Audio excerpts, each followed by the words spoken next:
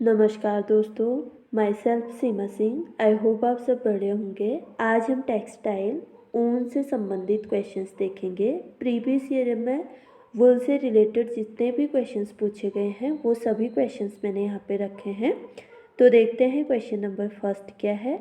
Question number first है, alpaca रेशा की उत्पत्ति किससे होती है? ए ऑप्शन है भेड़, बी ऑप्शन है बकरी, सी ऑप्शन है ऊंट और डी ऑप्शन है खरगोश। तो जो अल्पाका रेशा है इसकी उत्पत्ति कहाँ से होती है? हमें भेड़ से प्राप्त होती है। ये क्वेश्चन DSSB TGT 2014 में पूछा गया। ठीक है। क्वेश्चन नंबर सेकंड है, डैश ताके को साफ करने के लिए मार्जिन का इस्तेमाल किया जाता है। ए ऑप्शन है सूत, बी ऑप्शन है रेशम, सी ऑप्शन है लिनन, डी ऑप्शन है ऊन। तो किस रेशे को साफ करने के लिए हम मार्जिन का इस्तेमाल करते हैं? ऊन के रेशे को साफ करने के लिए मार्जिन का इस्तेमाल किया जाता है। क्वेश्चन नंबर सेकंड का डी राइट आंसर है।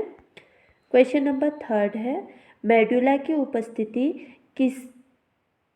किसकी विशेषता है? ए ऑप्शन है सूती रेशा, बी ऑप्शन है ऊनी रेशा, सी ऑप्शन है लाइलॉन रेशा और डी ऑप्शन है सिल्क रेशा। ये क्वेश्चन UPLT 2018 में पूछा गया है। तो मेडुला जो होता है वो किस में पाया जाता है? ऊनी रेशे में पाया जाता है। क्वेश्चन नंबर थर्ड का बी राइट आंसर है। क्वेश्चन नंबर 4 है, आर्द्र ताप व दबाव में ऊनी तंतु सिकुड़ जाते हैं और आपस में जुड़ जाते हैं, उसे कहा जाता है। ए ऑप्शन है गिनिंग, बी ऑप्शन है फेल्टिंग, सी ऑप्शन है वेस्टेज, डी ऑप्शन है गलाना।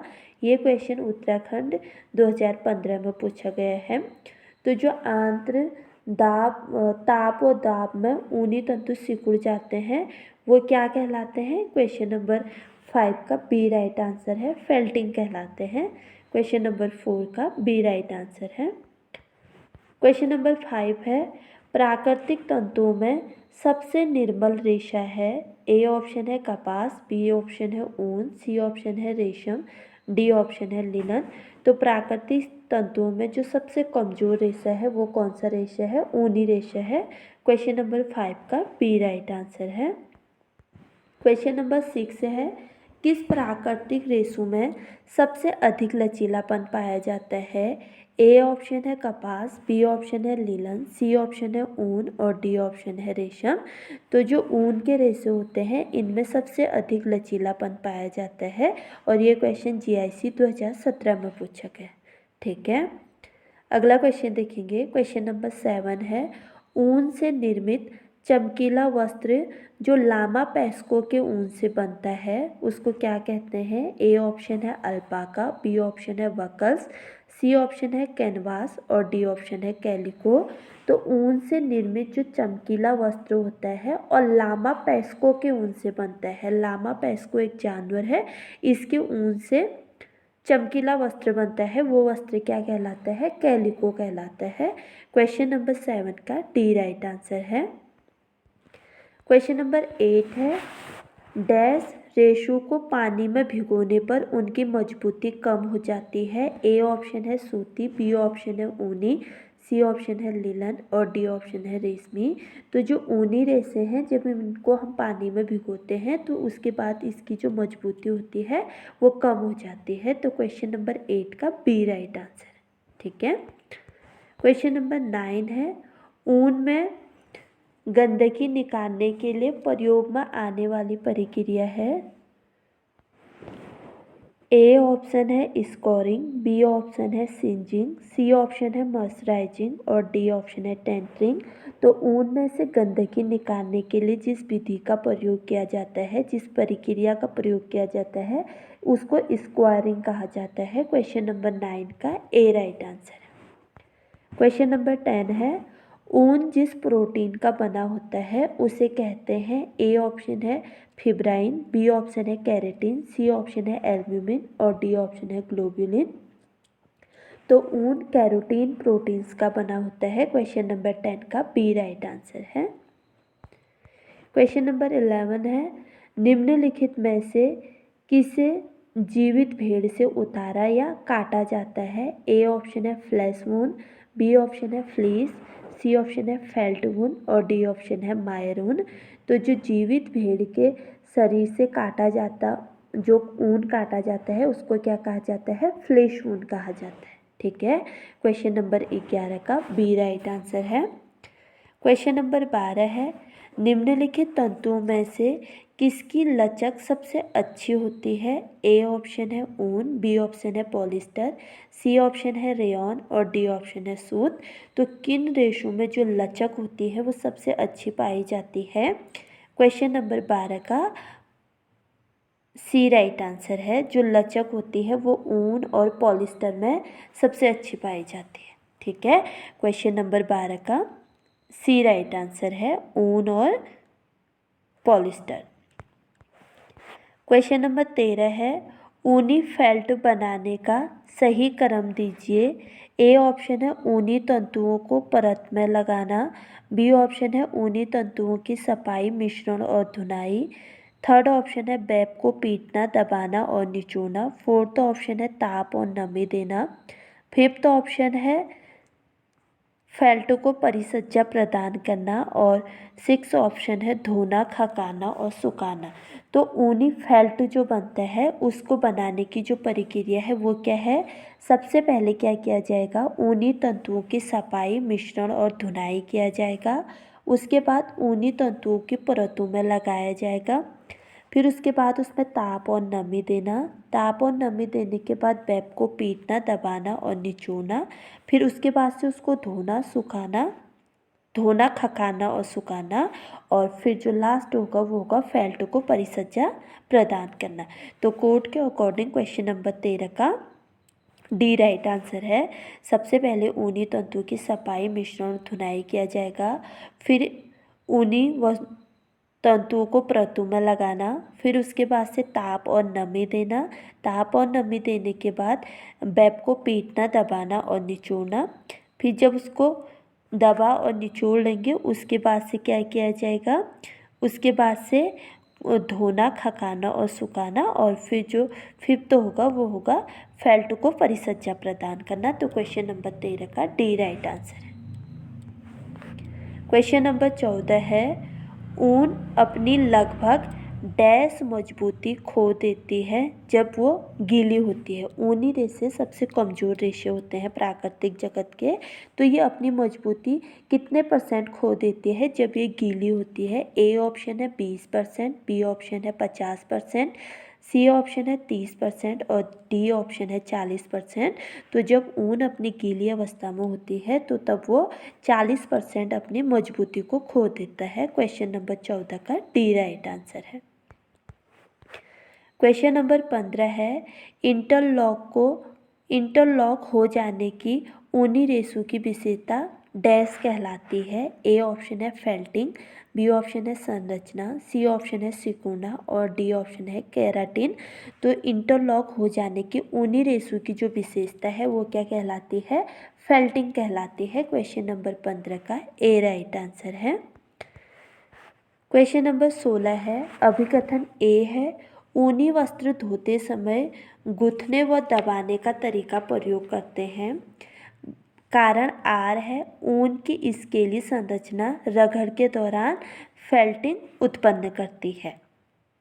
तो जो ऊनी रेशे होते हैं इनको जब हम धोते हैं तो उसके बाद हम इसको निचोड़ते नहीं हैं, इसको गूंथने और दबाने के माध्यम से इसमें से पानी को निकाला जाता है।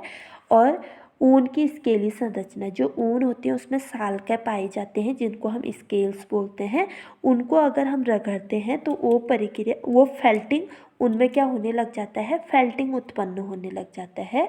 तो क्वेश्चन नंबर 16 का बी राइट आंसर है। ए और आर दोनों सही हैं और आर सही वर्णन है। ठीक है, तो ऊनी वस्त्र धोते समय उनको गूंथने व दबाने का तरीका प्रयोग किया जाता है, उनको निचोड़ा नहीं जाता है।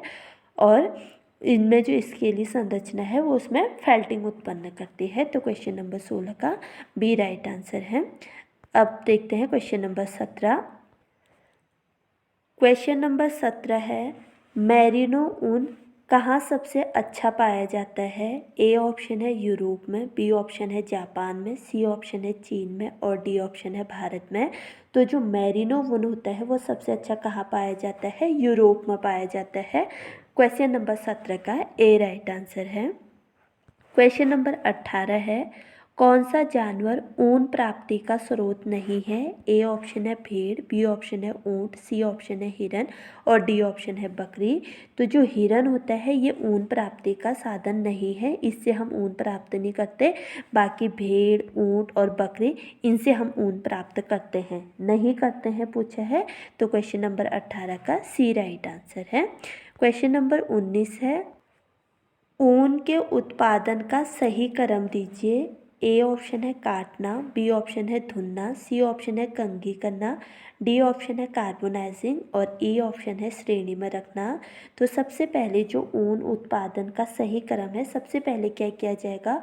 ऊन को काटा जाएगा जानवर से, उसके बाद उसको श्रेणियाँ ग्रेड दिया जाएगा कि लंबाई के आधार पर, स्वच्छता के आधार पर और स्टेपल के आधार पर उनको क्या किया जाएगा? ग्रेड दिया जाएगा। ग्रेड देने के बाद कार्बोनाइजिंग प्रक्रिया की जाएगी। कार्बोनाइजिंग करने के बाद उसको धुना जाएगा और धुनने के बाद उसको कंघी किया जाएगा। तो क्वेश्चन नंबर 19 का सी राइट आंसर है।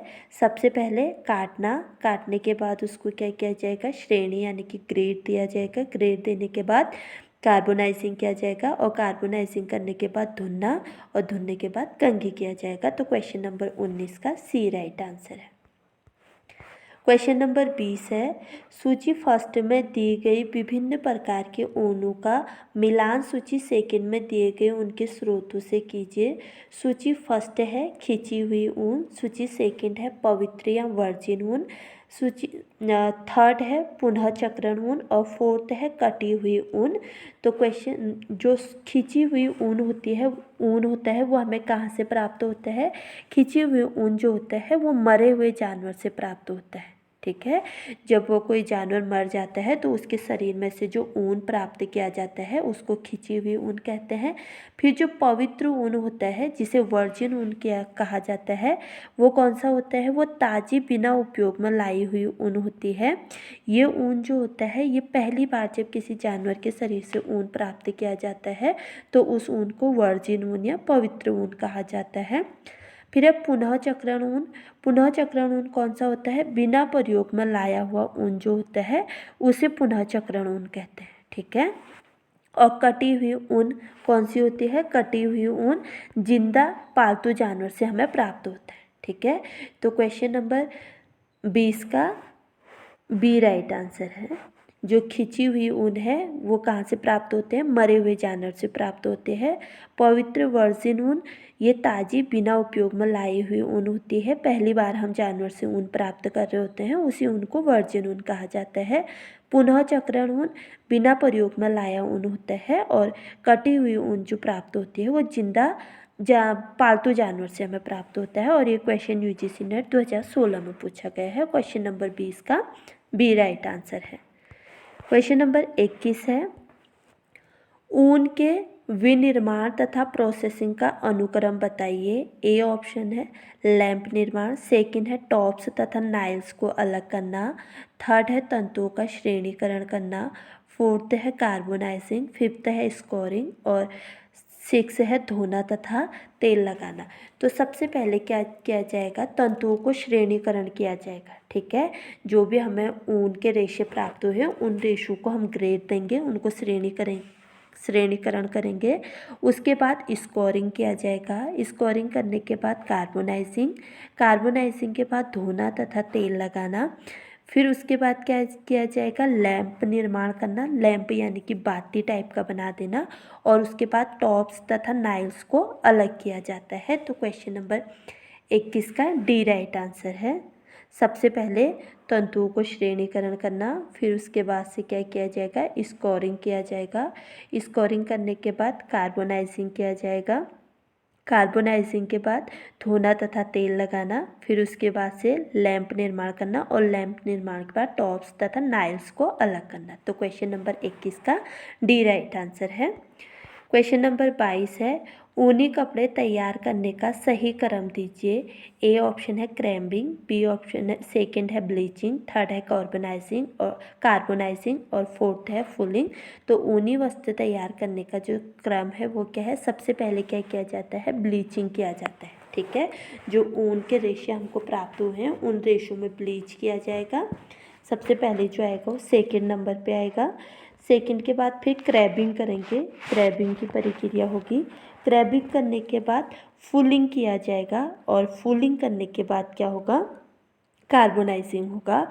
तो जो हमारा कोड बनेगा, ये कोड गलत है, ये हमारा कोड होगा। ठीक है, सबसे पहले ब्लीचिंग किया जाएगा, ब्लीचिंग के बाद क्रैम्बिंग, क्रैम्बिंग के बाद फुलिंग और फुलिंग के बाद कार्बोनाइजिंग। तो क्वेश्चन नंबर 22 का ये कोड है। तो ये क्वेश्चन यूजीसी नेट 2013 में पूछा गया। ठीक है, क्वेश्चन नंबर 23 है, सूक्ष्मदर्शी से ऊन का तंतु दिखता है।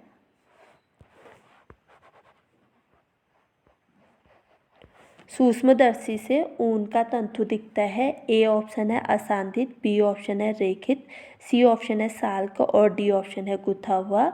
तो सूक्ष्मदर्शी जब हम माइक्रोस्कोप से ऊन के रेशे को देखते हैं तो वो कैसे दिखता है, उसमें साल्क दिखाई देते हैं। क्वेश्चन नंबर 23 का सी राइट आंसर है। क्वेश्चन नंबर 24 है, ऊन की मैट्स की विशेषता होती है। जो ऊन का मैट होता है उसकी क्या विशेषता होती है। ए ऑप्शन है कताई, बी ऑप्शन है फेल्टिंग, सी ऑप्शन है कोहिबनेस और डी ऑप्शन है क्रिम्स। तो जो ऊन का मैट होता है उसको क्या कहा जाता है, फेल्टिंग्स कहा जाता है। क्वेश्चन नंबर 24 का बी राइट आंसर है। जो मैट है उसकी विशेषता फेल्टिंग है और ये क्वेश्चन जीआईसी प्रवक्ता एग्जाम 2013 में पूछा गया है। क्वेश्चन नंबर 25 है, ऊन के आणविक संरचना में सबसे कमजोर जोड़ कौन सा होता है। ए ऑप्शन है आर्जिनिन जोड़, बी ऑप्शन है सोडियम, सी ऑप्शन है अम्लीय और डी ऑप्शन है सल्फर। तो जो ऊन के आणविक संरचना होती है उसमें जो सबसे कमजोर जोड़ होता है वो कौन सा जोड़ होता है, अम्लीय जोड़ होता है। क्वेश्चन नंबर 25 का सी राइट आंसर है। क्वेश्चन नंबर 26 है, यह सीधे तंतु से बनाया जाता है। ए ऑप्शन है टफेट वस्त्र, बी ऑप्शन है लैमिनेटेड वस्त्र, सी ऑप्शन है ब्रांडेड वस्त्र और डी ऑप्शन है फेल्ट वस्त्र। यह सीधे तंतु से बनाया जाता है। तो कौन सा जो वस्त्र है वो सीधे तंतु से बनाया जाता है, जो फेल्ट वस्त्र होते हैं वो सीधे तंतुओं से बनाए जाते हैं। फेल्टेड वस्त्र जो होते हैं सीधे तंतुओं से बनाए जाते हैं। तो क्वेश्चन नंबर 26 का डी राइट आंसर है। क्वेश्चन नंबर 27 है, ऊन के तंतु के अणु में उपस्थित सल्फर के दो परमाणु के बीच के बंधन का नाम है। ए ऑप्शन है साल्ट लिंकेज, बी ऑप्शन है van der Waals force, C option है सिस्टीन लिंकेज और डी ऑप्शन है हाइड्रोजन बॉन्ड। तो ऊन के तंतु के अणु में उपस्थित जो सल्फर बॉन्ड होता है उसमें परमाणु के बीच के बंधन का नाम क्या होता है, बाइंडर वॉल्व फोर्स होता है। क्वेश्चन नंबर 27 का बी राइट आंसर है। ठीक है, क्वेश्चन नंबर 28 है, ऊनी वस्त्रों में सिलवट प्रतिरोधक का कारण है। ए ऑप्शन है अच्छा लचीलापन, बी ऑप्शन है अच्छी प्रतिस्पंदता, सी ऑप्शन है दोनों में से कोई नहीं और डी ऑप्शन है ए और बी दोनों। तो क्वेश्चन नंबर 28 का डी राइट आंसर है। जो ऊनी वस्त्र हैं उनमें सिलवट प्रतिरोधकता का कारण क्या है, क्योंकि उनमें अच्छा लचीलापन होता है और अच्छी प्रतिस्पंदता होती है। तो क्वेश्चन नंबर 28 का डी राइट आंसर है और ये क्वेश्चन जीआईसी प्रवक्ता एग्जाम 2015 में पूछा गया है।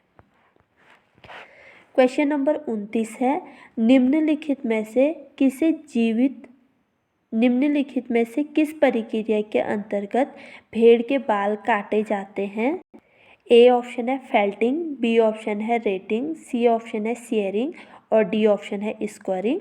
तो भेड़ के शरीर से जो बाल काटे जाते हैं उस प्रक्रिया को क्या कहा जाता है, शेयरिंग कहा जाता है। भेड़ के शरीर से बालों को उतारने की प्रक्रिया ही शेयरिंग प्रक्रिया कहलाती है। क्वेश्चन नंबर 29 का सी राइट आंसर है। क्वेश्चन नंबर 30 है, टैगलॉग ऊन है। ए ऑप्शन है उच्च श्रेणी का ऊन, बी ऑप्शन है मध्यम श्रेणी का ऊन, सी ऑप्शन है निम्न श्रेणी का ऊन और डी ऑप्शन है मजबूत ऊन। तो क्वेश्चन नंबर 30 का सी राइट आंसर है। जो टैगलॉग ऊन होता है वो कौन सी श्रेणी का होता है? निम्न श्रेणी का होता है। क्वेश्चन नंबर 31 है, प्राणिज्य रेशा है। ए ऑप्शन है नारियल, बी ऑप्शन है ऊन, सी ऑप्शन है नीलन और डी ऑप्शन है सन। तो प्राणिज्य रेशा कौन सा है? ऊन जो है वो प्राणिज्य रेशा है। बाकी नारियल, लिनन और सन जो है ये सभी वानस्पतिक रेशे हैं। ठीक है, तो क्वेश्चन नंबर 31 का बी राइट आंसर है। क्वेश्चन नंबर 32 है, ऊनी कपड़े फिनिशिंग का अच्छा पदार्थ है, यानी कि जो ऊनी कपड़े हैं उनकी फिनिशिंग के लिए कौन सा पदार्थ अच्छा है? ए ऑप्शन है क्लोरीन, बी ऑप्शन है कैल्शियम क्लोराइड, सी ऑप्शन है हाइड्रोजन पेरोक्साइड, डी ऑप्शन है सोडियम फ्लोराइड। तो ऊनी कपड़ों की फिनिशिंग के लिए जो पदार्थ उपयोगी माना जाता है वो कौन सा है? हाइड्रोजन पेरोक्साइड है। तो क्वेश्चन नंबर 32 का सी राइट आंसर है। क्वेश्चन नंबर 33 है, यदि ऊन को क्षार युक्त साबुन से धोया जाए तो वह ए ऑप्शन है कड़ा हो जाता है, बी ऑप्शन है चमकीला हो जाता है, सी ऑप्शन है मोटा हो जाता है और डी ऑप्शन है पतला हो जाता है। तो अगर हम ऊन को क्षार युक्त साबुन से धो देते हैं तो ऊन कैसा हो जाता है? कड़ा हो जाता है। ठीक है, क्वेश्चन नंबर 33 का ए राइट आंसर है।